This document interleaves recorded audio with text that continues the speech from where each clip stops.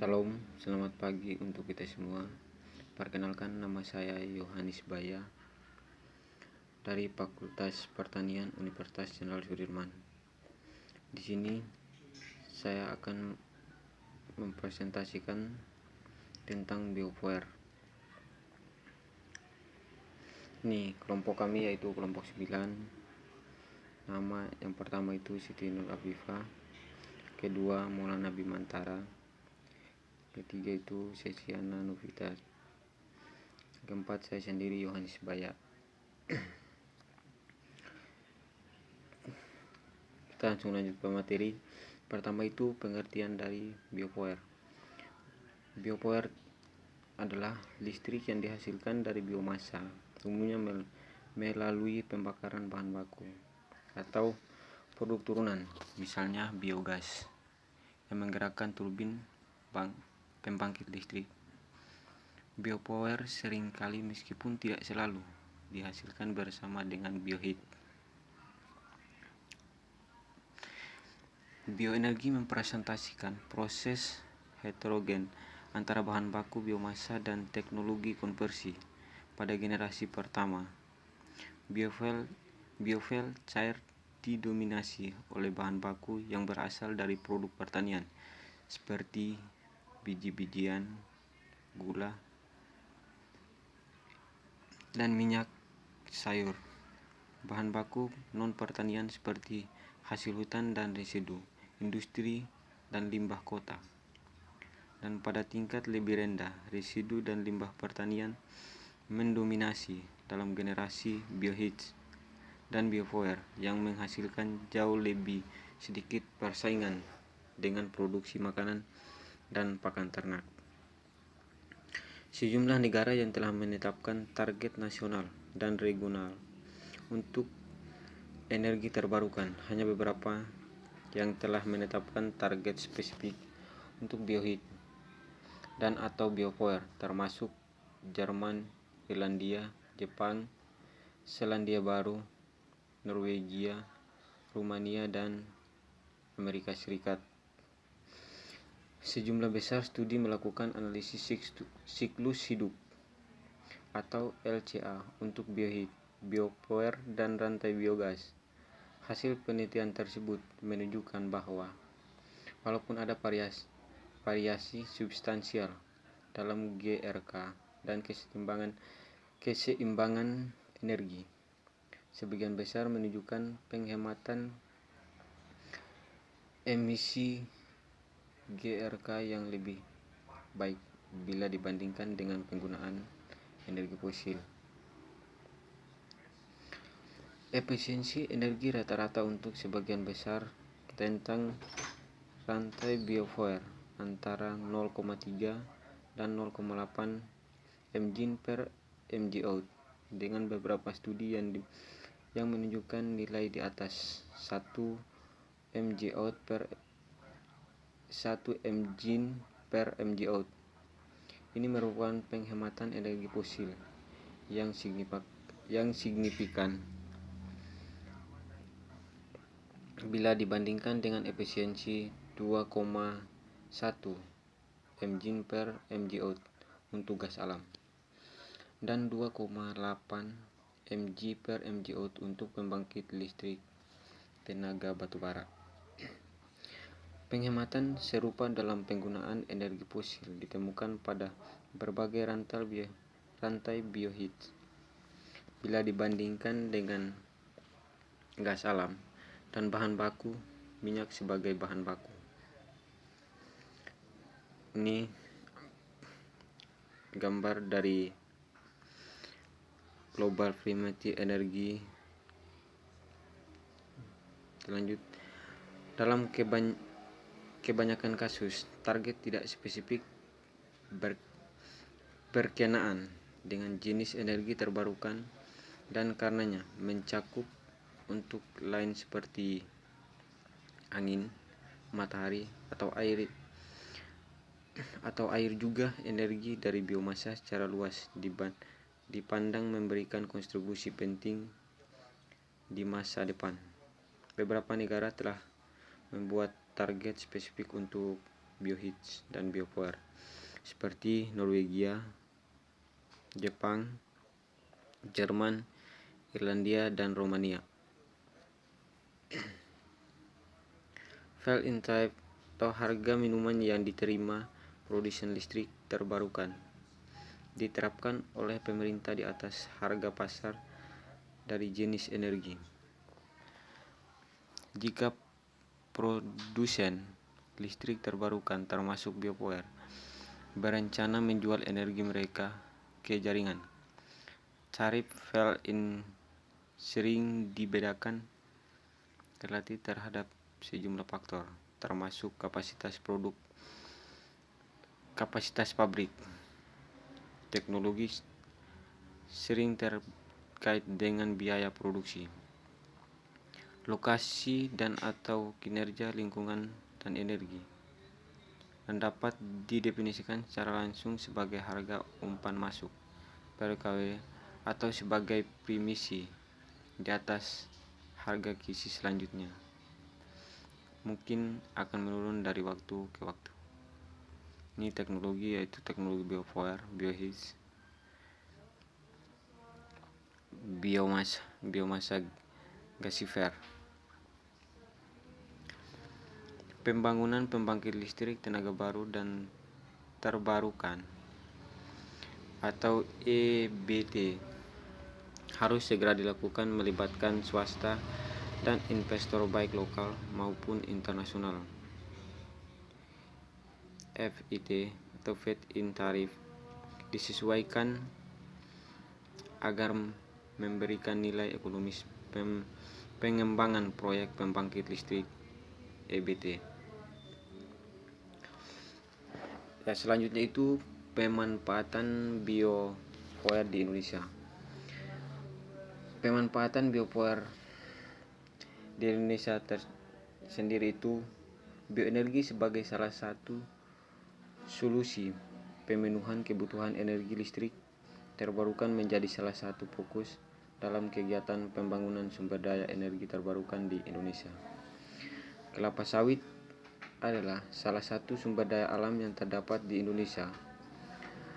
Dapat digunakan sebagai sumber bioenergi. Penggunaan bioenergi terutama pada sektor kelistrikan, biopower, dapat diperoleh dengan menggunakan limbah hasil pemprosesan kelapa sawit yang sering dikenal dengan istilah fall oil meal phone atau FOMI.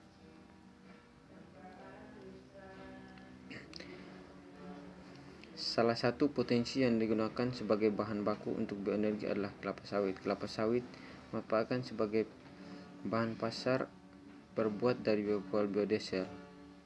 Sedangkan limbah kelapa sawit dapat dimanfaatkan menjadi sumber listrik biopower atau jenis limbah kelapa sawit pada generasi pertama yang merupakan limbah padat yang terdiri dari tandan kosong, pelepe, cangkang, dan lain-lain. Sedangkan limbah cair berupa fall oil meal phone.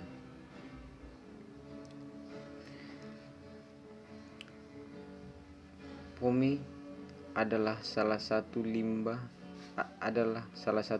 hasil pengolahan kelapa sawit yang dapat dikonversi menjadi listrik atau biopower. FOMI akan memberikan dampak paling besar terhadap lingkungan jika tidak terolah dan dilepas ke lingkungan. Melalui konversi FOMI, permasalahan lingkungan mampu ditekan dan pada waktu bersamaan mampu meningkatkan peluang terpenuhinya kebutuhan energi listrik terutama bagi masyarakat pedesaan. Ini contoh studi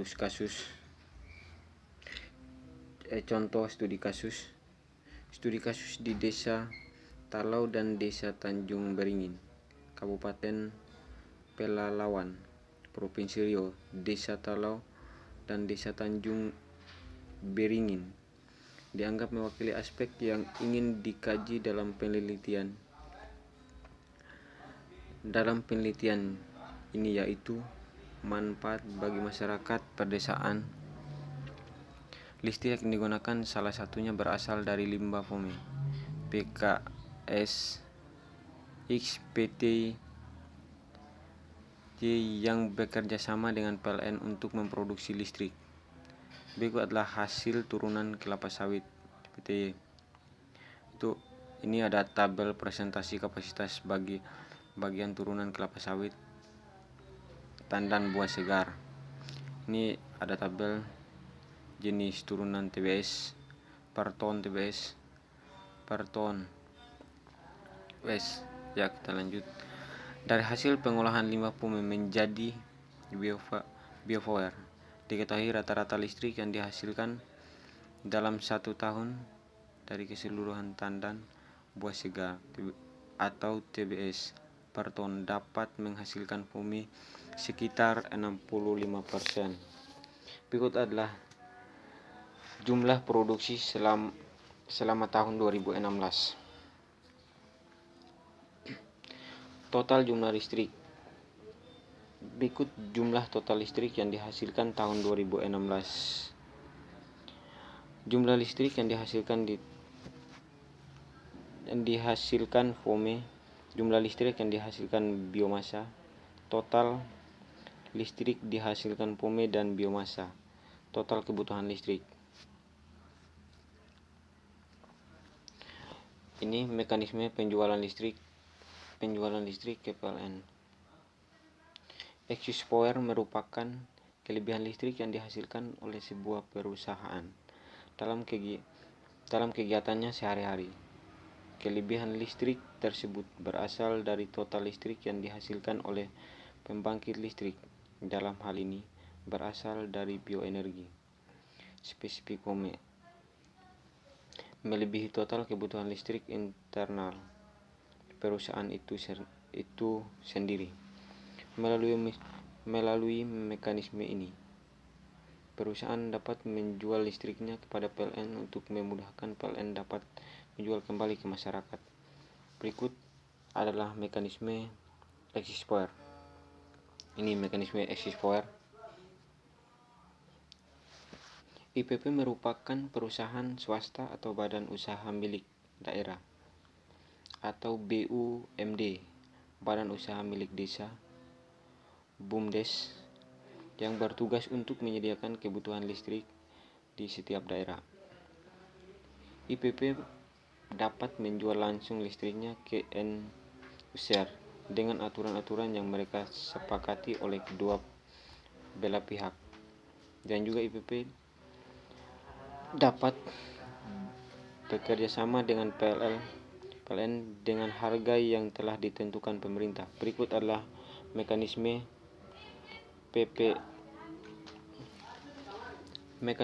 IPP. Ini manfaat dari Indigenous Resources berupa kelapa sawit dari PT yang memberikan dampak pada kemandirian energi wilayah di Kecamatan Pangkalan Kurus. Manfaat yang didapatkan oleh masyarakat sekitar diantaranya adalah: pertama, manfaat ekonomi, yaitu melalui listrik PLN yang telah masuk ke Desa Talau dan Desa Tanjung Beringin, maka terjadi penghematan ekonomi yang besar terhadap pengeluaran rumah tangga untuk listrik. Manfaat kedua dilihat dari segi sosial, maka dihasilkan manfaat berupa berkurangnya konflik atau aktivitas masyarakat lebih karena kemudahan listrik. Anak-anak lebih mudah belajar karena mereka bisa tenang belajar kapanpun melalui penerangan. Manfaat ketiga adalah dari sisi lingkungan, terjadi pencegahan pencemaran yang terjadi karena limbah sudah diolah menjadi biogas. Masyarakat sekitar sudah tidak merasakan limbah yang terbuang di sungai, yaitu tidak terdapat lagi bau yang sangat menyengat, serta kejadian kematian ikan-ikan akibat limbah yang terbuang ke sungai sudah jarang terjadi, karena limbah membahayakan bagi masyarakat juga.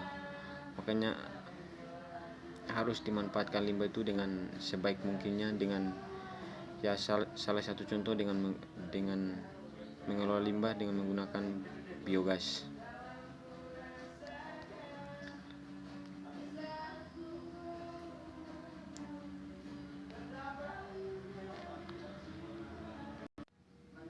Selanjutnya itu peran-peran yang dapat dilakukan oleh kelembagaan desa terkait dengan bioenergi berdasarkan UU nomor 6 tahun 2004 adalah mendukung support PLN dan swasta untuk memastikan publik surplus dalam distribusi energi listrik.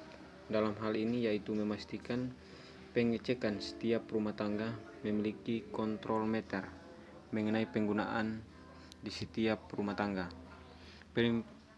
Pemerintah desa di bawah UU nomor 6 tahun 2014 juga dapat berperan dalam operasionalisasi bioenergi, yang salah satu perannya misalnya dalam hal penyambungan instalasi listrik PLN ke rumah tangga. BUMDes dalam hal ini dapat memastikan dan ikut mengawal kualitas standar buah segar TBS plasma yang mensuplai bahan baku kelapa sawit perusahaan. Selain pemantauan, BUMDes dapat menjadi salah satu pihak yang dapat mengontrol quality insuransi lingkungan hidup terkait limbah kelapa sawit yang dimanfaatkan sebagai bahan baku biogas. Ini daftar pustaka dari BioPoer yang kami ambil. Ya, sekian dari saya. Mohon maaf apabila ada kekurangan dalam menyampaikan materi ini. Sekian dari saya ucapkan terima kasih.